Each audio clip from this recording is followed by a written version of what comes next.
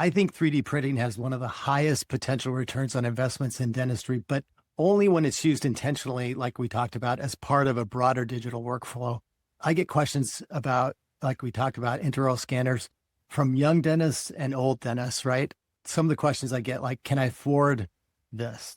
And there are some really good scanners out there that are very affordable. They're about just a little over $5,000. And that's pretty amazing to me. That is. And the other questions I get, do I really need it? And I think that if you want to offer 5-star dentistry and you want to offer the best for your patients and you want to get the most out of your workflow, absolutely.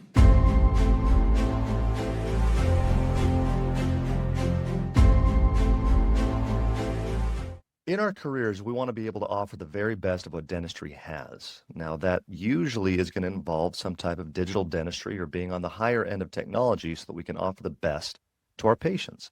Now, I sat down with Dr. Sam Simos and we discussed what does it mean to be a digital dentist? What is the ROI associated with this? And how do you get your team members involved as well so that they buy into the entire practice as well? So if you think you are a digital dentist, you want to find out if you are, listen in. Well, welcome everyone to another episode of the Disruptive Dental Science Podcast. My name is Dr. Ashton Prince. I am the chief editor here at Dental Advisor, and I am honored to have Dr. Sam Simos. Sam, it is a pleasure and an honor to have you, my friend. Thank you. Thank you very much for having me. Oh, absolutely. So good to see you. Would you mind telling people a little bit about yourself, where you're from, where you're here from, what you do, and then we'll kind of get into some content here? Sure. Yeah. I'm a general dentist. I have a couple of practices just outside of Chicago. And I do a lot of implant, restorative, and cosmetic dentistry. I've been teaching and lecturing and writing for about 30 years of my 35-year career and just doing the dental thing. So just enjoying it. Time itself. Yeah. Good. Yeah. Well, I've known a passion of yours over the past little bit has been what AI is, what a 3D workflow actually is. I find it funny for myself. I've been in practice now for almost 20 years. And when you start talking to colleagues that are around you, they say, oh, I top of the line, I stream myself into the technology that's out there. I'm really a 3D working type office, and some really are, some aren't. And maybe you've seen that same thing for Sure. yourself. But can you tell me kind of what it means to actually be a 3D type modern dentist in this day and age? Yeah, it's an interesting question. I think when I think about a true 3D digital workflow, the big distinction is integration. A lot of practices have digital tools and sometimes they use them, sometimes they don't, but often they're used in isolation.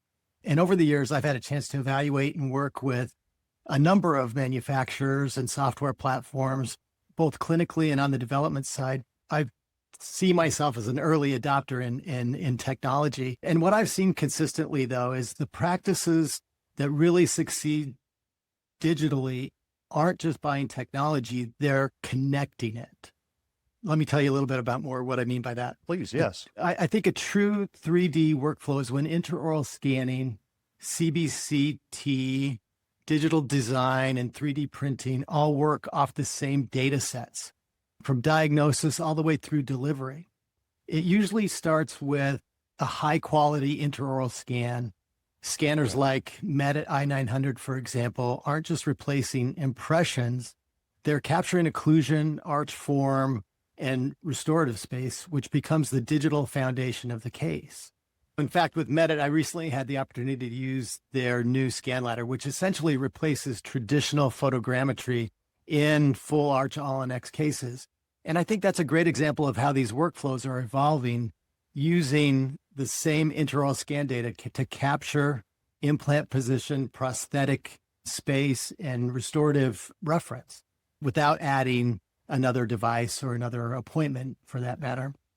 I find it kind of interesting when you start talking about being on that side of advancements within technology. I've actually heard people being a little bit more hesitant towards this kind of stuff because they say, well, if I'm getting that means I'm doing more involved, more technologically needing type procedures that I have to. So implants or high-end cosmetics or different things like that. And I don't really see that is the case with things because I've got the same type of workflow where I'm taking the CBCT, I'm doing intraoral photos, I'm doing all these things, and they all interconnect to be able to move into different things. So I'm a little curious, when you say that you had things that you're using your Medit i900, which is a fantastic scanner, It is. Yeah. When you're utilizing this type of machinery in your office, it doesn't have to be the extremely high-end things that you're actually doing. You can get into a very basic style of just doing the scanner itself, correct? Oh, for sure. I think what I'm talking about here is that regardless of what your practice is like, if you have a cosmetic practice, an implant practice, a general practice, and doing a lot of general dentistry, absolutely, you can work this into your workflow. So you can work a scanner or any of this 3D workflow into your practice for sure. It just depends on how you want to use it. And I think you have to be intentional when you get into what you want to use. A lot of people that come and talk to me ask me, well, what do I need a scanner for? Should I use a scanner? What kind of investment should I make? They're really hesitant because they don't really know what they want to use it for. They think it might just be for replacement of impression material, but that's such a minor thing. That's a basic, it is. Yeah, you're thinking way too slight on this. Yeah. Yeah, I agree. So to me, that's what a true 3D workflow looks like. Fewer handoffs, fewer disconnected systems, and better use of the data that you're already capturing, all for the good of more predictable outcomes, really. Yeah. That's beautiful. There's a lot of questions that come with, well, if I'm going to get into this, is there a true ROI associated with this? Is it really going to be worth it to me? Anytime that I actually am looking into any type of advancement that I have in my own office, then I always have to define a problem that I may have. And like you said, it's very basic and it's very narrow-minded to think, well, I'm just doing this to do an improvement on my impressions. There's so much more that it can be doing at this point. And the response that you get back from your patients is sometimes really, really fun, where you bring them in and, it's like Star Trek, or it's Iron Man and all these things that you can do. And it's just amazing. But it's not just about efficiency. It's not about the efficacy that actually goes on into your office, but there is an actual impact that it has on how a patient is viewing their treatment that's being performed on them at that point. You agree? 100%. I mean, you become not just a dentist, you become the actual authority because you have this technology that's cutting edge and they look at you like you know what you're doing now, but you can actually communicate better as well. So I think, and you brought up something else, you're talking about ROI. I think 3D printing has one of the highest potential returns on investments in dentistry, but only when it's used intentionally, like we talked about, as part of a broader digital workflow. I get questions about, like we talked about, intraoral scanners from young dentists and old dentists, right? Some of the questions I get, like, can I afford this? And there are some really good scanners out there that are very affordable. They're about just a little over $5,000. And that's pretty amazing to me. That is. And the other questions I get, do I really need it? And I think that if you want to offer 5-star dentistry and you want to offer the best for your patients and you want to get the most out of your workflow, absolutely. I think you can't afford not to have it. Here's the thing. Here's another question I get is, I'm thinking about retiring in about 5 years. Do you think I really, should jump into this?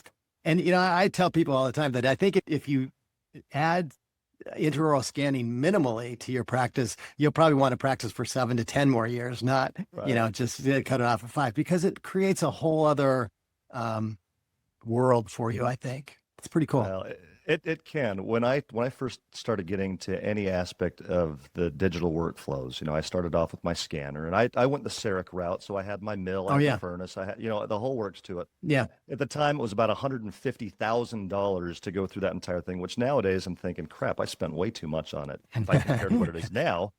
But when I purchased it, my father, that had been practicing for a number of years, he said, well, you just bought yourself a Ferrari. Was it really worth it? Yeah. My answer is, at this point, looking back that many years ago when I first started getting into it, absolutely. I don't do dentistry the same way now, nearly as poorly as I did beforehand. Right. And I hate to say that I did things poorly from beforehand, but I've realized how much better things can be now because of what I've learned and what developments and things are actually out there. Yeah, our best is constantly getting better. And if it's not, then then you're in trouble. So absolutely. I mean, we can look back because we've been doing this a minute at the investments we made in technology and say, oh my God, I remember the first laser that I got. It was about $20,000. And I thought, oh my God, now I can get it for, under $3,000, $3,500. So yeah, things are going to constantly evolve. We're not at the end point. We're just at the beginning, I think. And we're going to have to learn as we practice that it's a journey. And they're in a great spot right now because of all the technology that's out there and what's coming down the pike. So yeah, very, very much so. You used the term evolve, which I thought is a very key point with this. when we talk about evolving in digital aspects, nowadays we're talking about artificial intelligence or AI, which for a lot of people, it still makes them a little uneasy, and especially in how it actually correlates to things that we have in dentistry. Now, if you start looking into the digital aspects of what we can have in our offices, AI is already there in so many different avenues, so many different aspects. So can you speak for a moment about how AI is right now being used in dentistry and kind of what to expect with it? Yeah, it's crazy how much AI we have in our technology already. I mean, even in our scanners, there's AI in our scanners. So we're not talking about that. I think what you're talking about more is AI within the dental office, maybe in systems and things like that. It's in everything. That's the it's in key to everything. it's in all of it. Yeah. And I think where it's going to be the most interesting, Ashton, is where it comes into the behind the scenes, like already. And I'm working with a company now for AI soap notes. And so I don't know if you've been using that at all, where your soap Personally, I notes haven't. get That's my generated. assistants, but yes. Okay. So listen to this. So you can actually record your visits. Your hygienist can record their visits. And basically at the end of the day or in the middle of the day, you put your transcript into this AI and it spits out the soap note. You can review it and it takes like 10 seconds to do what would have normally taken, 10 minutes probably per patient. And when you're seeing, 18 patients a day, that's a lot of time. You can save up to 2 hours a day just by doing these AI soap notes. So that's one interesting aspect of where AI is headed in the treatment rooms, in the dental office. Another is tasks that we have every day in the dental office from front desk to the operatory. And what can we actually do to use AI to help us improve? And so I came up with a list of visit summaries, treatment plans, consent forms, implant reports, things like that. And we're using these, we put this into practice. We're using these so we can take the transcript and maybe a little bit of note, and I can get a treatment plan in like 2 seconds. It's crazy. It's really transforming the way we do front desk even. I know there are systems out there that help with insurance claims and things like that. So it really minimizes the task. It's really going to infiltrate everything we do in the office, I think. Yeah. So yeah, it's pretty cool. Well, you've used the phrasing beforehand of how we've got to be smarter, faster, better at what we actually do in the office. When you start talking about these things and how much it's already integrated into it, that there's so much value, in my view, being a private clinician as well for so many years, that we've got to do things faster so that we can do things better. And that may be a little bit of a skew on how people kind of look at things. Not that if you have to go, if you're going fast, that means that you're maybe skipping steps or things like that.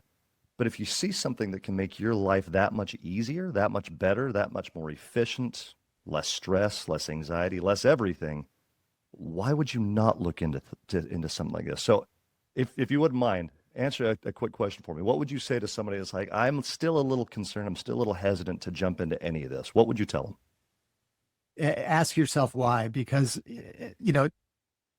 I think when we progress, when we evolve, we have to understand that change is necessary. And so start slow. Don't jump in with both feet. Maybe start slow and do something that's within your comfort level. Could be intraoral scanning. I think that's a great place to start.